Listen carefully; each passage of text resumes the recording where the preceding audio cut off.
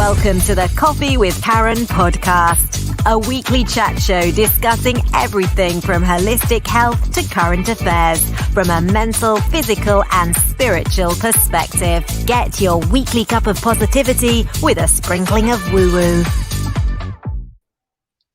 Fantastic. So we are live with this week's Coffee with Karen, a cup of positivity with just a sprinkling of woo-woo. So each week I get to interview a wonderful array of guests, either they're coaches, consultants, therapists, or healers in some way or other, and talking about whatever topic they want to discuss from either a mental, a physical, or spiritual perspective.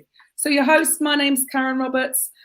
We own a Mintwave radio station where we provide a platform for coaches to get their message heard, and Raising Vibrations podcast network, because that's just one way of getting that message out there to grow your audience and get more sales.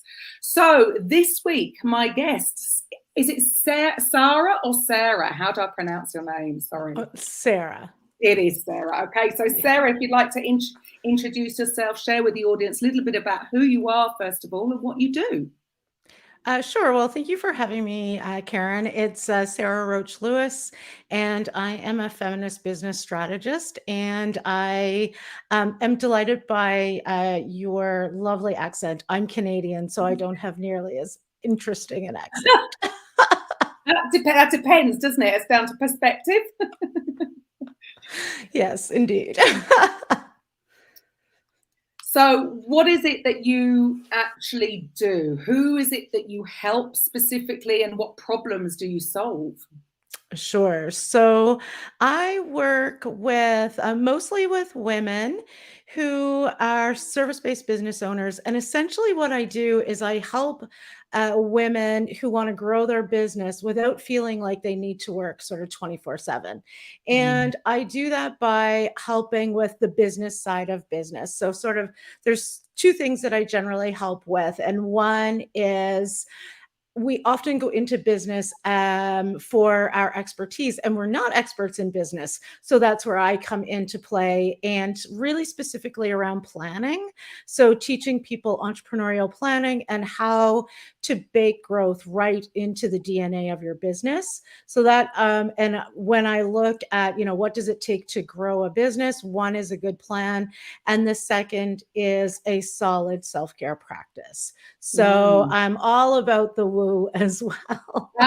Good. Well, it is all about the woo-woo, really, isn't it? It really, in the end, it's always about the woo. Yeah. It gets dressed up in the mental and the physical. And so, yeah, I totally agree. So many people become an entrepreneur, but like you say, they don't have any business expertise, because do you find that, if people are used to having a job, yes, they go in on the Monday and they know exactly what's expected of them if they've been there for a while, because their manager, their upline, whatever it is, the owner of the company has all these strategies and processes and procedures all in place. So they just get the job done. There's no question about it. There's no procrastinating about what to do. They just get on and do it. But all of a sudden, it's interesting that you say that, because people all of a sudden, it's their business and they don't seem to know what to do next to actually get the clients. Which is completely fair, because, as you say, one, we are not taught about entrepreneurship. Well, certainly not in the country I live in. We're not taught about entrepreneurship and as an option. And so often, particularly with the audience that you have, we are going into business because we have a desire to help people, and we have a clear expertise, and that's what we want to do. And that's where we shine, is when you are a coach, a consultant, a therapist, a healer, you are shining in that piece that you do in the business work. And so where things get tricky is the working on the business. So that difference between, and we hear that all the time, well, you need to work on your business. Well, what the heck does that mean? Because to your point, when you start your business, or even when you've been in business for a few years, much of the focus does need to be on sales and marketing, because that's where in that early stage of business, that does need to be where our focus is. And so what I teach people is how to do the planning to allow for that to happen, and a recognition that for most of us, our business size, we don't need a lot of planning. So often what happens is people think business planning, well, that's for companies like Apple and Microsoft and, Walmart. They do business planning. But in fact, we all need to do business planning. And the joy is at our stage, we don't need that much of it. And what I tend to talk about, so bringing it back to, um, the holistic part of ourselves, to me, that's what's most important, is that we are growing businesses that we love. I had a client very early on, and I was very much in like doing sort of operations at that point. And she said to me, so everything was a mess, basically. They weren't paying themselves. The owners weren't paying themselves. They had a big staff. No one knew what to do, because everything was in a bit of a mess. Their accounts receivable were out of control. And she said to me one day, all of that, and like, it's a nightmare. This whole business is a nightmare, but it's my nightmare, so lovingly. And I thought, oh, dear God, I don't want to create a nightmare, and I don't want my clients to do that either. No, absolutely. I mean, I suppose the thing is you mentioned the sales and marketing, and I totally agree. So many people come into the coaching space, and if they're into holistic health, they very good at giving and not so good at receiving. They just want to do the thing. They just want to do the helping people. But look, anybody in business is in sales, whether they like it or not. So they may as well learn how to do it in a way that resonates with them, because there's so many different methods out there. And it's just finding the right thing that's going to work for you and your audience. And I think that that's where it comes back to being in alignment. So in the process that I walk my clients through, the first thing that we do is we do some visioning. And so we really want to look at, where do you want to be in 10 years from now? And I always find it fascinating. I have 2 kids, and they date us so nicely, right? In 10 years from now, I will have a 25-year-old and a 28-year-old. I can't even fathom, because I'm in the teenage years, right? So when we vision out, where do we want to be in 10 years? Are we building a company to sell? Are we building a company that we want to, just grow with us? Or are we building something that we want to hit 7 figures? Or are we building something where we want to, sort of be a comfortable, what is comfortable for you? What are you growing toward? Do you want to have staff? Those are all those questions that we ask in the visioning. You don't need to know how it's going to happen, but we're really visioning that out. And part of the visioning process is, so what does the next year look like for you? And what would you like your revenue target to be? And so people often, particularly, as you say, us in the, us helpers, struggle with sometimes that concrete. And I'm not asking you in that process to say, I want to make, my target is $200,000 this year, and this is how I'm going to do it. It's, I want to move toward $200,000, because as we know, when we put those intentions out into the universe helps us out. It is not to say that we don't have to do our part, but we do our part, the universe does its part. And I really have seen over and over and over again, when we put those intentions into the world, that is a key component to hitting those goals that we want. So that's sort of part of it, is in the beginning, is really looking at alignment and that visioning piece. But then what we do is we really dive into your business. What are you doing that you love? What are you doing that you hate? How do we make sure that you do more of what you love and less of what you hate? And one of the things, the stats are 86% of women-owned businesses make less than $100,000 a year. And yeah, right? Like, that's that's 86% of women-owned businesses are struggling the hardest stage of business. Mm. And what I focus on is how do we get you through that as quickly as possible? Because that's when you really get to do the work that is in alignment with what your soul wants you to do. Yeah, sure. Do you think the reasoning behind that? I didn't know those stats actually. That's quite shocking. But the way I see things is that quite often people, it's their whole mindset with having their own business. What they've actually decided to have is just buy themselves a job. Yes. Because it's a one-man band. They're trying to do everything themselves. And I would say it's probably very, very difficult to get even to 6 figures by yourself if you're doing absolutely everything by yourself, because there's so much to be done, right? This is why these companies do so well, because they have teams. They have a sales team. They have somebody dealing with social media management. So I suppose if people really want to build a business that's going to give them the freedom rather than being surgically attached to their phone, which Yes. they tend to be, it is, how would you encourage people then to really look at their business to say, look, for you to go to that next level, something needs to change, right? Because there's only so many hours in a day, and there's, you know, you've got to deliver your program, right? How many hours is that going to take just to deliver it? Then you've got to do this. If you're going to do the sales calls, you've got to make time to do the sales calls to sell the programs.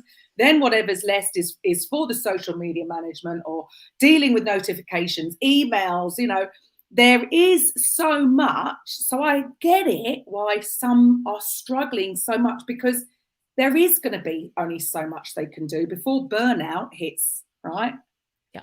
So what would you say to any listeners that are like, you know, they're doing okay-ish, they're getting by, which can be dangerous, right? Because when we're too comfortable, you know, but to go to that next level, how do they know when is the right time to start outsourcing certain parts of the day-to-day that they, like you said, they don't like doing? Yeah. I think that's where the visioning comes into play as part of it. So there's a whole lot of things. So one, we get really caught up in outsourcing and making it much harder than it needs to be. And I think we get really clear, like there's a really great visual. So if you can imagine this, you know, a kind of a diagram, and, you know, in the top, an axis. And we really want to focus on building our business, doing things that bring value to the business and energy to the business owner. And sometimes we need to do things that bring value to the business, but kind of suck the owner's life out of them. So for me, I would call that bookkeeping, right? I really, one of my very special skills is teaching people how to make financial, you know, solid business decisions based on their own financial information. So I think numbers are very important. And I am not your entering receipts into a QuickBooks kind of gal. I would rather poke my eyes out.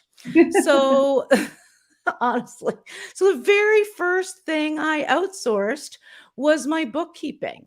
And we tend to think about the expense of that. And so this is where we want to have a little bit of a mind shift. So when I started my first bookkeeper, I think she was, say, $35 an hour.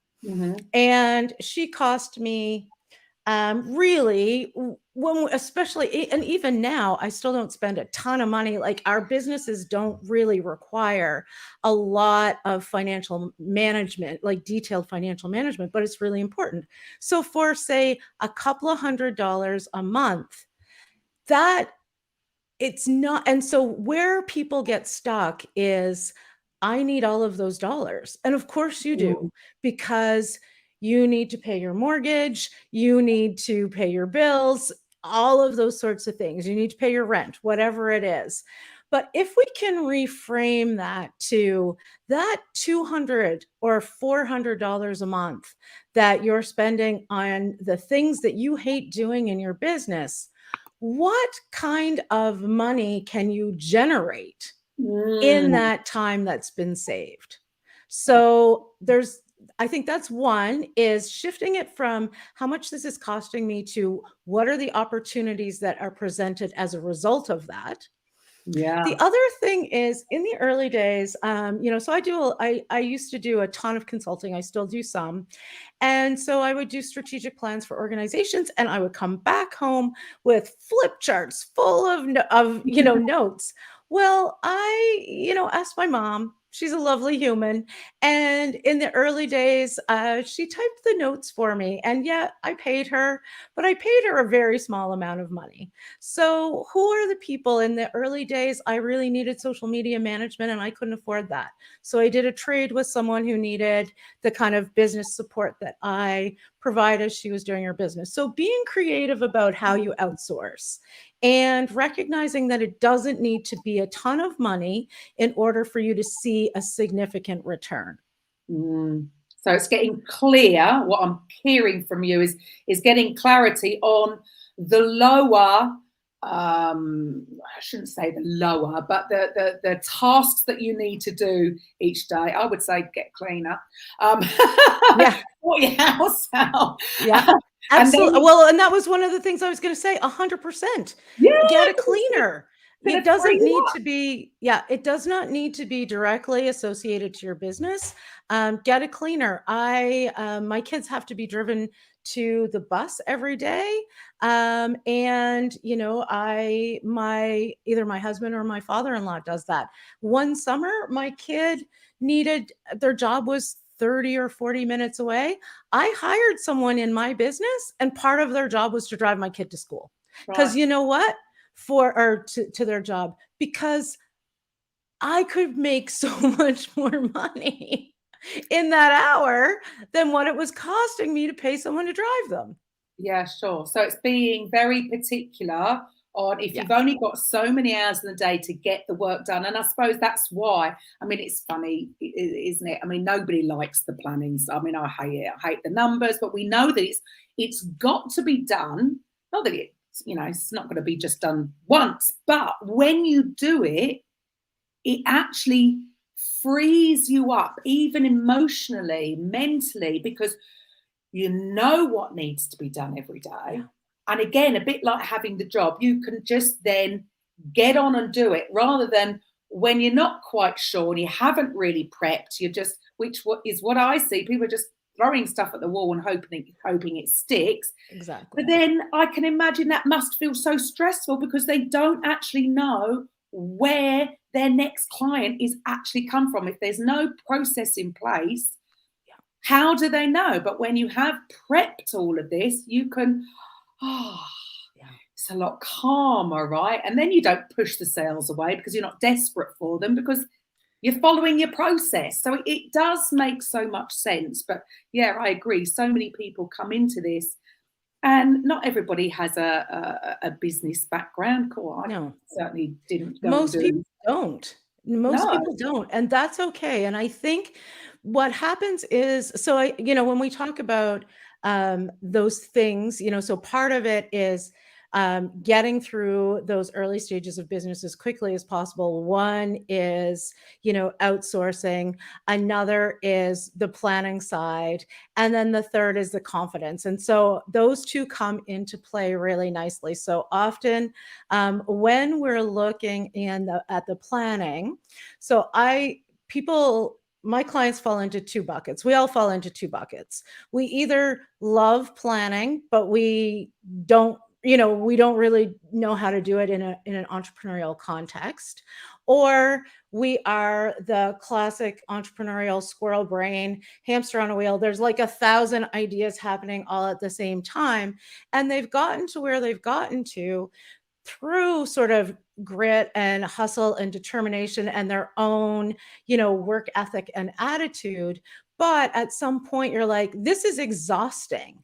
And so what I love when you said, it's freeing, because it really is. And often people will say to me, having a plan or, sort of making that strategy, it's constricting. And it's like, actually, it's the opposite of that, Mm. because the kind of like entrepreneurial planning for this stage of business needs to be flexible, needs to be nimble. That is the joy of being small business owners, is that we can be those sorts of things. So we don't want to take that away. But what we want to do is create a plan so that we know what we're measuring against, and it takes some of that fear away. So again, going back to those numbers, one of the things that I teach in my program is, so we do sort of a visioning piece, and then we do an assessment, and we look at your business in particular. And part of that is the numbers. And so often people will say to me, I need to get my numbers in order, and they're terrified of it. I have my spreadsheets are called playing with numbers. And I have these very simple spreadsheets that will allow you to play around and see, how much do I need to be charging? Here's a very simple spreadsheet that allows you to track your revenue, the money coming in the door, so that you're not freaked out. You can very clearly see, this is my booked work. This is my work that, I've had a sales call, but it hasn't come through yet. So you're able to really track that. And that's where confidence comes, when we feel like we know what we're doing in our business. And often we don't feel that way. And often people are ashamed of that, because they feel like their business is a mess. Well, I've looked under the hood of many, many, many, many businesses, and they're all a mess. We just clean up one area, and then we move on to another area that's a mess. So like, it doesn't really matter.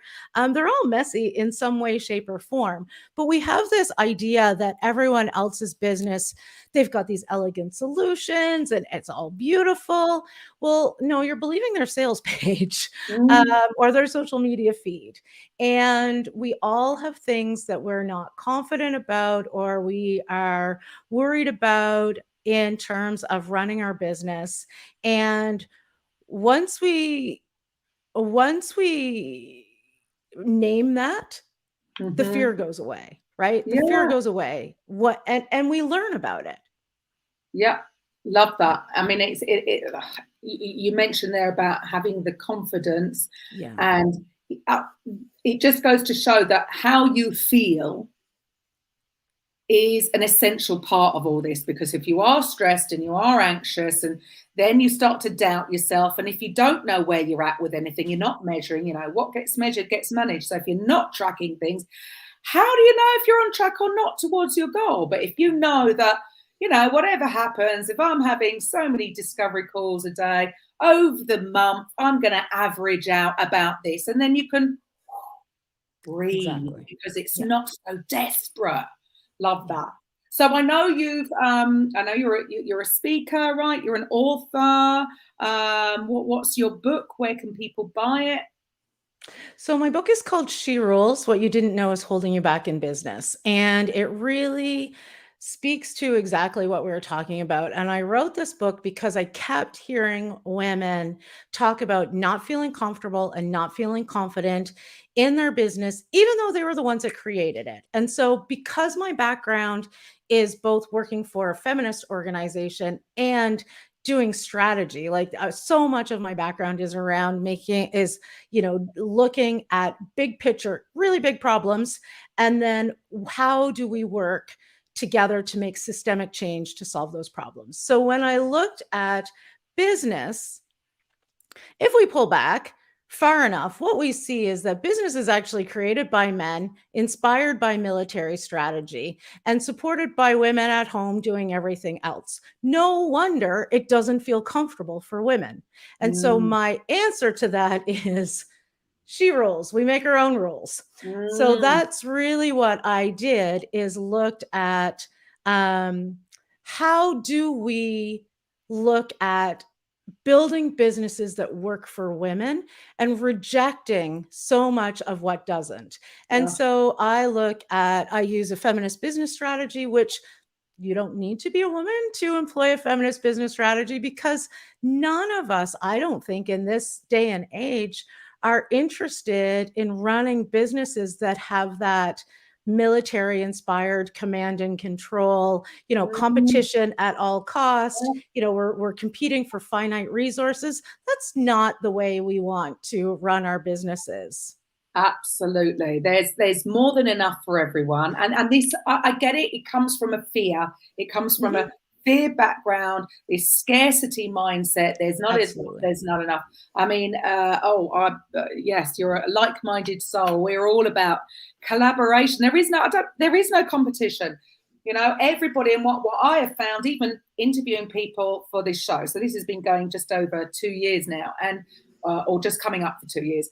And what I found is, I can receive their bio and have one perception. And until I get on and ask them the questions, what I realized was everybody is serving a different segment of society. They've got a different niche.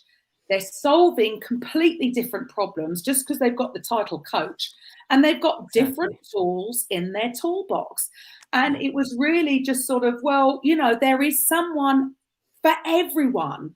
Like years ago, 20 years ago, I would not have even heard really my last coach. It just wouldn't have even, resonated with me at all, because it was so far from where I was back then. So I needed the coach that I needed back then, which, you just realize there's somebody for everybody. Everybody's got different ways. And, look, hello, I've got pink hair. I'm hardly going to attract corporate clients, which, guess what, is okay. I'm absolutely fine with that, because I attract my tribe. And I 100% agree, when people come out of this competition mindset and go into, come on, collaborate. There's enough room for everybody. Everybody needs other coaches, need coaches. Exactly. We're probably the best.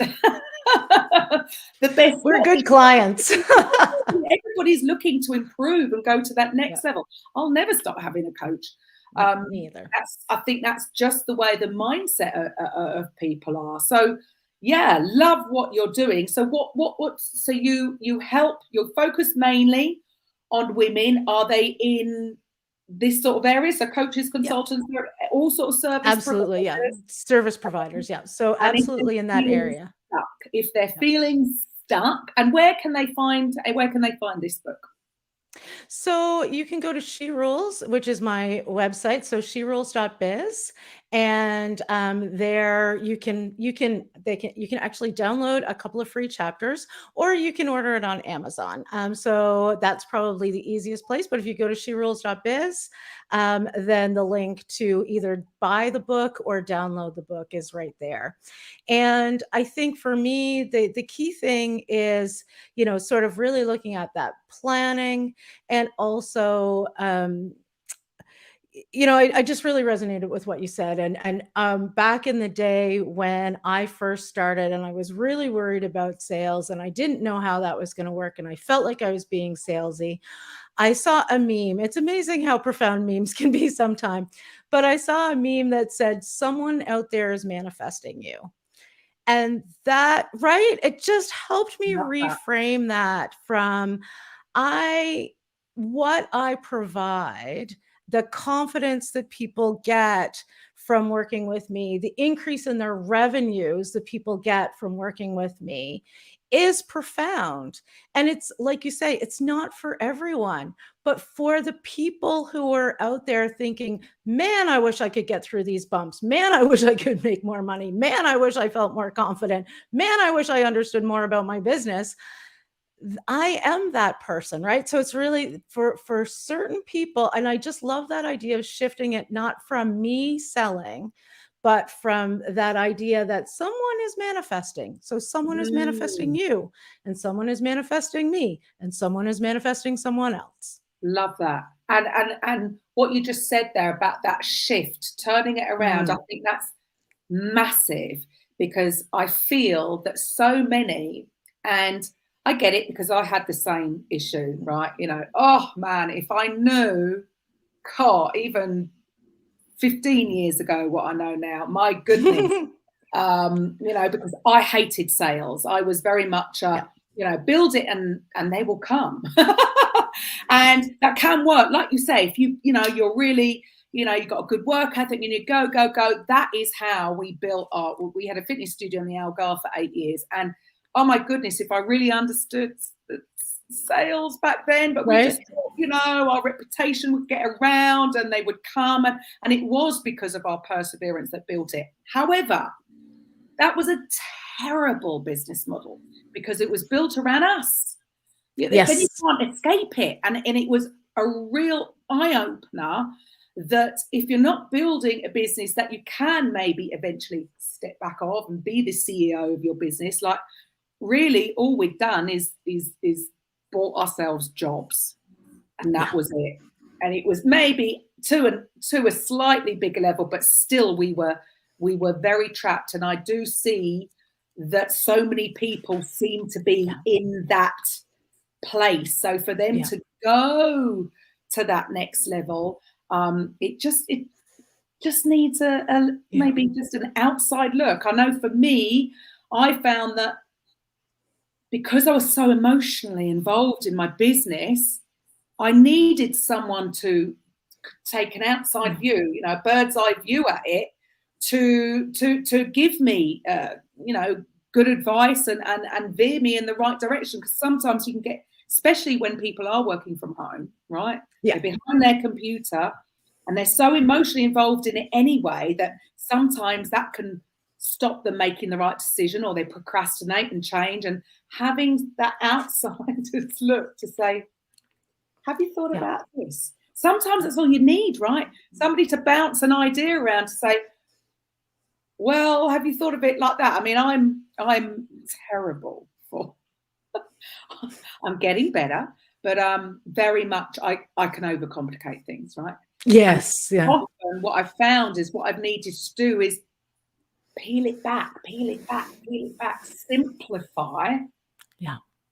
Because otherwise things can get overwhelming. And it's interesting that you said earlier about the, some people it's because they're going to push it and go with the work ethic. It's the same with, I think my people know I can be a little bit over the place. If I was tested, I'm sure I'd have ADHD, right?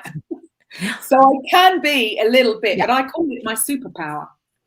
Again, absolutely. It's how you frame things and how you perceive it. I know I like doing different things. So doing one thing and the only thing wouldn't suit me. It's understanding that everybody's slightly different, right? In the things that they like doing.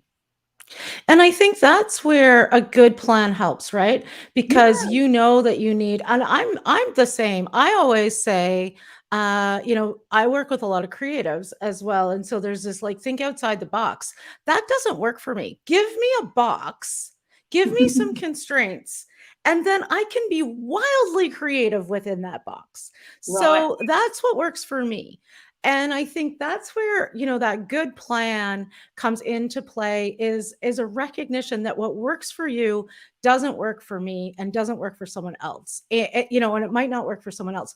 And there are these key things that I think we can do. And, so if I look at the way that I wrote the book is I have what I kind of call the front matter, and I talk about why it's important and, unpack some of these stats like that 76 or 86% of women own businesses, and those numbers are,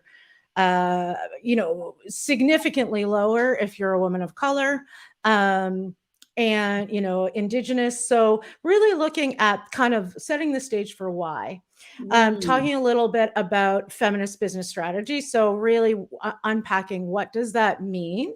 And then really rolling into these rules. So for each rule, and, I really struggled with that because I don't like rules. Kind of a story that I told myself is I don't like rules. I'm a bit of a rebel. And here I am writing a book that has rules in it.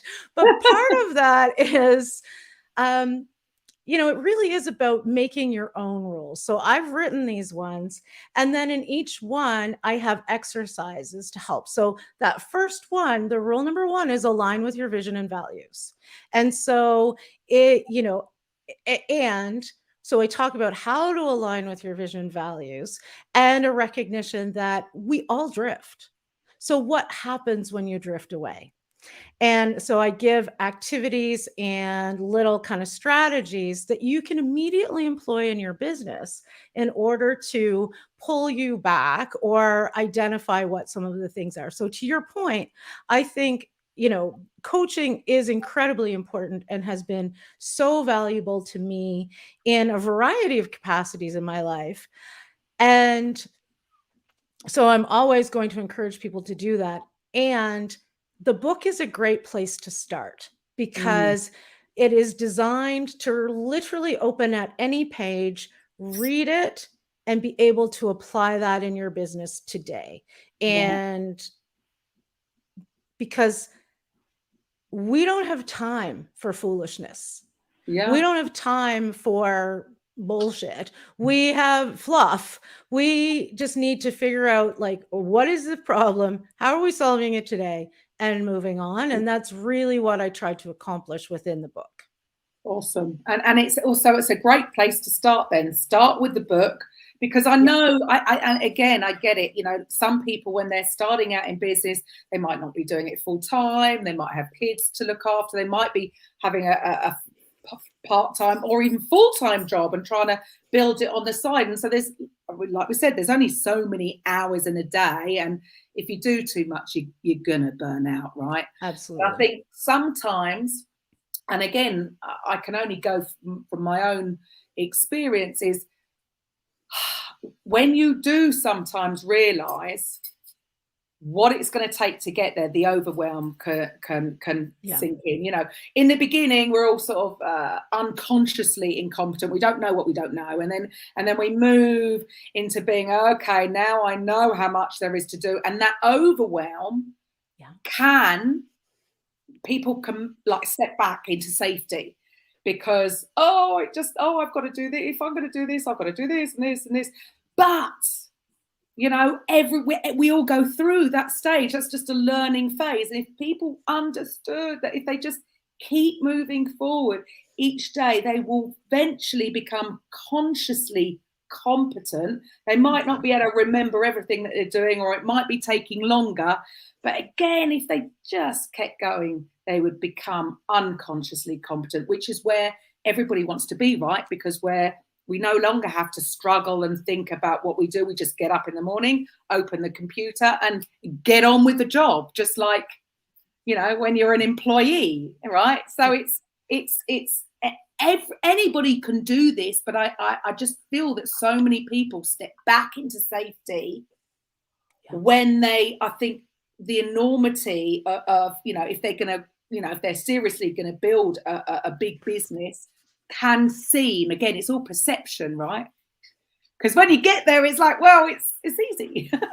But it wasn't easy when we were going through that phase. And there's nobody, if anybody says they didn't go through that phase, I'd be a little bit skeptical, because it's just, when you learn anything new, you go through those phases, right? Yeah. And then, but everybody wants to jump from A to T straight away, and it's a process, right? Yeah, it doesn't quite work like that. And I think that's part of the challenge these days, is that we have a lot of folks, particularly in the online space, where 0 to 6 figures in 3 months, and here's how you do this quickly, and here's how this happens, and and the fact of the matter is, it does take work, and good strategy and good support will streamline that and smooth it out for you. I also think that it can be very difficult, and people get stuck easily in that, in those harder stages of business. I think part of it is overwhelm, and part of it is fear, and part of it is confidence. Like, that's all wrapped up. And, we are really taught as women in particular not to value ourselves, right? Society really encourages women to be good mothers, good partners, good employees, good employers, but we don't necessarily get a ton of messages that we need to put our own needs first. And I think that then it can become really challenging because that can be where that lack of confidence comes from. One of the easiest ways to make more money is to charge more. And if you've not reviewed your pricing in the last 6 months and increased your pricing in the last 6 months, I would strongly encourage you to do that today. And generally speaking, women undercharge because we undervalue ourselves, because we are taught to undervalue ourselves. So part of what we also need to work through in this is, what of this is ours to own and what of this is actually ours to reject, because it is those patriarchal societal pressures that are put on us as women, and we don't actually need to own those. So I think there's so much of what we need to do in the business context, but in the world is, it's the learning and the unlearning. We need to unlearn a whole lot of things. 100%. And what I did hear you touch on as well is about the self-care. And I think that I didn't really used to get, because I could get into I've got to do this, I've got to do this, I've got to, because we are, again, we have been conditioned to, like, if you were to sit down or even go and have a relaxing bath, you almost feel guilty because you're taking time out for yourself. But it's actually the flip, isn't it? The flip side of that, that's what you need to do, because, all the old saying, you can't give from an empty cup and all of this, the sayings are there because they are true. And actually, if you did take 10 minutes, 20 minutes, God dear, how dare you, 20 minutes going and having a nice bath with aromatherapy oils and some salts, and to actually quieten down. I use this a lot. I say that the best ideas, I get in the flow of my work and I get more productive when I have been practicing my unthinking. Rather than I would think before, I've got to think, I've got to control this, and I've got to remember to do this, and I've got to do this. And actually, I could sit at the computer and not really get much done. Whereas when I have taken time out for myself and I've practiced my unthinking, when I come to the computer, boom, boom, boom, get the work done. It's so, because we've been so conditioned that the opposite is true. And like, I suppose, just like we were saying at the beginning, this sort of military style, you've got to, be on time, you've got to be at work early, be at your desk really early, you've got to do. It's all the do. Think, do. Whereas when we take a step back, like you said earlier, love that. It's a lot of it is unlearning, unthinking. And then when you come to do the action, it comes to you, because everybody knows what they probably, some people need guidance, but intuitively, if we were to listen to that intuitive voice more, we'd actually go and get the job done. It's amazing, isn't it? It's amazing. And one of the challenges that I kept bumping up against is with with business owners, with leaders, is I'll make sure my staff do that. I know, but I don't have time for that. And so part of what I talk about in the book is, let's reframe self-care as business care. Because here's the thing, for most of us, and all of us, for most of us, we are the most important asset in our business. So if we were going to buy, if we had a trucking company and we were going to buy one of those great big transfer trucks and then never put oil in it, never send it in for regular maintenance, that seems like a very bad business decision. Absolutely. So we need to take care of our business assets. You Yes, need to love take that. care of yourself because you are a business asset. And sometimes reframing it that way in the beginning is easier for folks, because then it's like, I don't, because it's so easy to walk down the path of like, I feel selfish. Well, actually, if you want to, again, you are the business asset. And when I think about my own life, so I have a chronic illness, which means that I really have to take care of myself, because the implications are pretty significant if I don't. And sometimes the things that we do look selfish, but they're really not. So I referenced before that my kids need to be driven to the bus. We live in the country. They need to be driven to the bus. And before the pandemic, and they need to be at the bus stop by 7:15 in the morning, which is like punishingly early. Before the pandemic, my husband and I shared that responsibility. And one of the joys of the pandemic, because there were a few, was realizing that early start in the morning, I get dizzy spells. And so that early start in the morning really correlated with me potentially feeling unwell and, being dizzy. And so I realized when the kids were off school for all that time, Mhm. I really relished in this slow start. And Ah, so, and it was like, wow. And a few times where I needed to have this quick start in the morning, it was like, oh, that does not feel good. So right. after my kids were going back to school, I'd said to my husband, I'm tapping out. I can't do the early morning bus ride anymore, which objectively from the outside looking in looks very selfish. And so I have a great husband who was like, yep, sure, no problem. He of course continued to forget because he's a normal human. And, a few times would say, are you taking the kids? No, remember?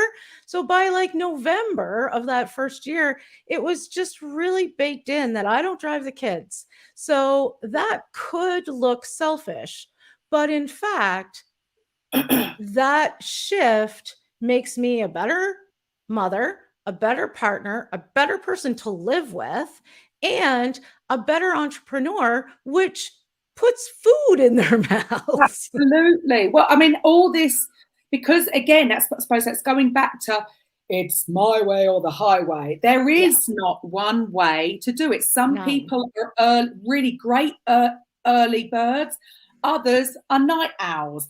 And if Yeah, we all just accepted that we are all different and celebrate the differences and work with it, so you found a solution to that, which is awesome. Because if you're not going to be, selfish has got such a negative connotation to it. I it don't does. see it like that. If you're not going to be selfish and take some self-care, how can you then be selfless to your clients and delivering Yeah, on the goods? The whole thing comes together.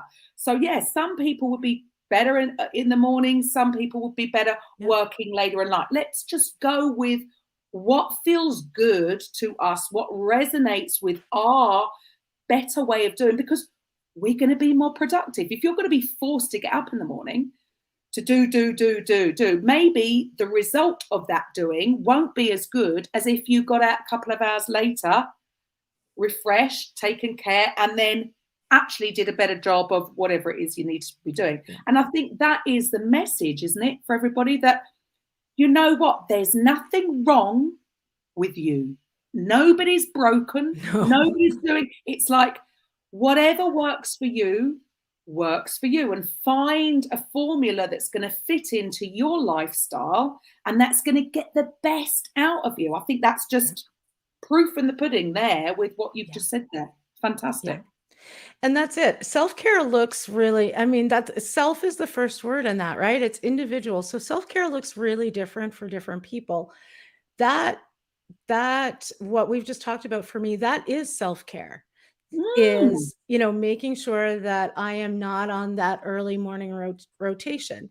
So self-care can look really different. And I think it takes a long time, I think, to really settle into this idea in entrepreneurship like we all start businesses for some variation of flexibility and freedom.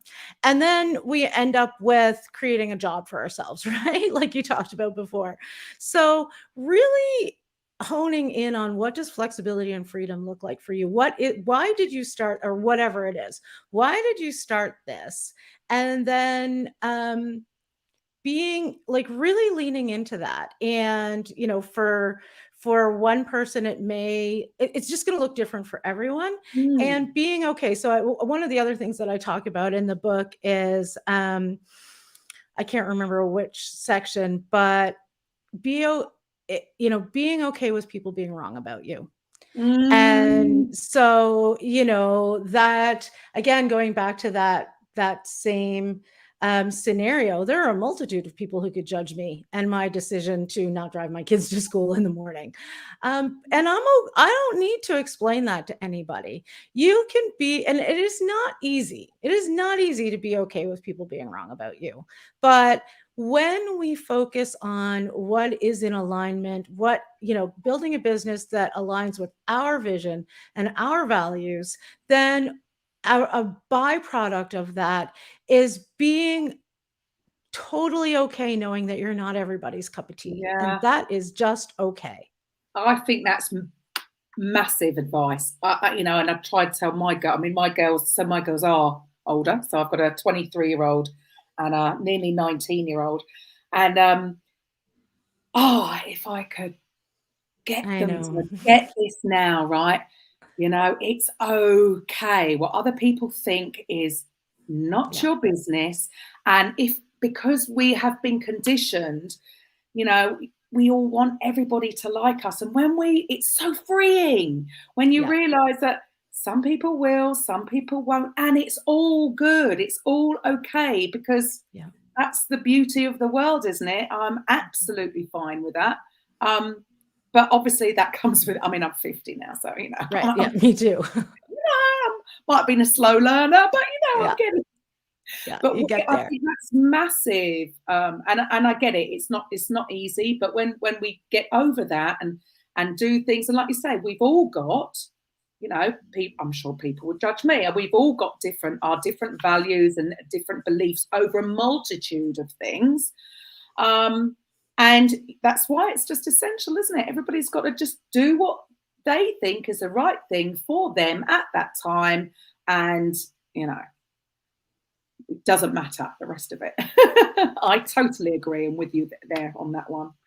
So for the listeners out there, if they can't see your details down here, so if they're listening on the radio, this is going out on Mintwave radio station. If they can't, how do they get in touch with you? I know you said sherules.biz. So BIZ. Yeah. BIZ. So sherules.biz. The other place I really love Instagram. So I'm S Roach Lewis, and that's ROACH, like a cockroach, unfortunately. So, you can sort of find me there. I really enjoy Instagram as a place to hang out, and, obviously my website. But I do encourage folks to, find my book. I have a workbook that's attached to it as well, because I do believe that, the learning, we really need to integrate it right away, right? That's how and so there's a workbook that you can download that's got, things that you can do right away to grow your business. And what I have created in the book is something for every stage of business, right? So I mostly work with business owners who have been in business for a while, right? Like they're, and they want to make that, it's when you feel like you need to get to that next level. So if you want to hit that 7 figures, if you're at 6 figures, and if you're at, 100,000 and you want to get to 250, that's really where my sweet spot is. That's what I do best, is when you've been in business for a while, you know what you do, and you're kind of still struggling to make it all fit together. That's kind of where I come into play. However, with the book, I created it in a way that there's something there for everyone. And I really, I'm very proud of it. And it's gotten great sort of feedback from business owners who've read it, because it is designed to be that soft place to land when you're having a bit of a tough day, and, a wonderful place to hang out and celebrate your success on those days where you are happy and thrilled. Love that. And I love what you just said there about, because people don't do it. We're so conditioned. It's all our conditioning. We really need, like in the Matrix film, we need to plug in, download and upload and upload, because people are, they don't sometimes, and this is why it's so important, like you say, to prep and plan and monitor, so that you can look back and see how far you've come. Because people, especially here, I would say the British, stiff up and lip and all this, we don't celebrate our wins.